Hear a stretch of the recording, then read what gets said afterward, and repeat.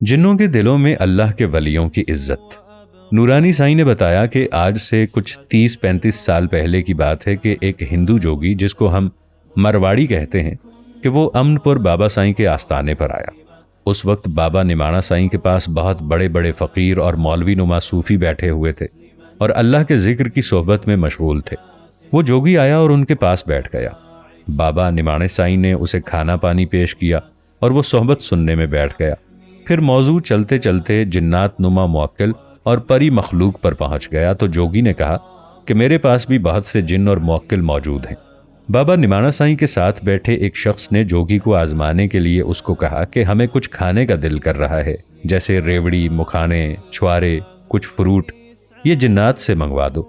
जोगी ने चंद लम्हों के लिए अपने हाथ ऊपर किए, जैसे दुआ के लिए उसने हाथ उठाए हों ऐसे हाथ ऊपर किया।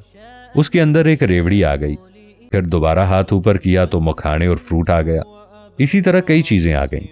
आस्थाने पर बहुत से लोग, खिदमतगार, बकरियां चराने वाले चरवाहे, सब ने वो चीजें पेट भर के खाईं।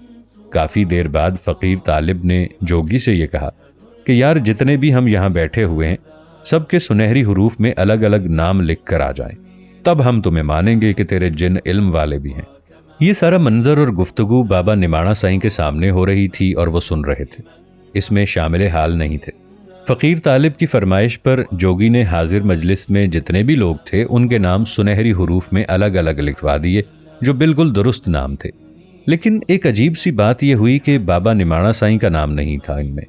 हाजिरीन में से किसी ने जोगी से कहा कि बाबा का नाम नहीं है, तो जोगी ने ऊपर आवाज लगाई कि बाबा का नाम नहीं लिखा। तो जोगी अपनी अपनी जबान में जवाब दिया कि जिन कह रहे हैं जब तक बाबा फ़कीर निमाणो साईं खुद इजाज़त नहीं देंगे उनका नाम नहीं लिखा जा सकता, क्योंकि हम अल्लाह के फ़कीरों के नाम नहीं लिख सकते। इसलिए जो गैब की मखलूक है, चरिंद परिंद, कीड़े मकोड़े, इनमें बरगुज़ीदा बंदों की इज़्ज़त करने के लिए अल्लाह ताला अर्श पर से ऐलान करवाता है कि मेरे इन बंदों की इज़्ज़त किया करो। एक इसी तरह का ही दूसरा वाक़या मेरे सामने हुआ कि हमारे एक बहुत ही बड़े मोहतरम दोस्त परवेज़ साईं के भतीजे को जिन ने घेरा हुआ था, और वो जिन बहुत बड़ा ज़िद्दी और तशद्दुद करने वाला जिन था, जो परवेज़ साईं बाबा के पास इसको लाया। बाबा ने तबस्सुम भरे चेहरे से उसे देखा और फरमाने लगे कि यार परवेज़, मैं क्या जिन निकालने वाला हूँ? मैं तो फ़कीर हूँ। बहरहाल लड़का जिन के कब्ज़े में बेबस था। वो बड़ी मस्ती में जान तोड़ रहा था, सबको मार रहा था। 4-4 लोग उसे पकड़े हुए थे, फिर भी काबू में नहीं आ रहा था। बाबा साईं मुस्कुराए और कहा कि लड़के को मेरे सामने छोड़ दो। न जाने मुझे क्यों खौफ आने लगा कि ये जिन वाला लड़का कहीं बेअदबी ना कर बैठे। बाबा साईं की उम्र नफीस और बहुत ही कमज़ोर, कुछ देर पहले उठने के लिए भी सहारा चाहिए था।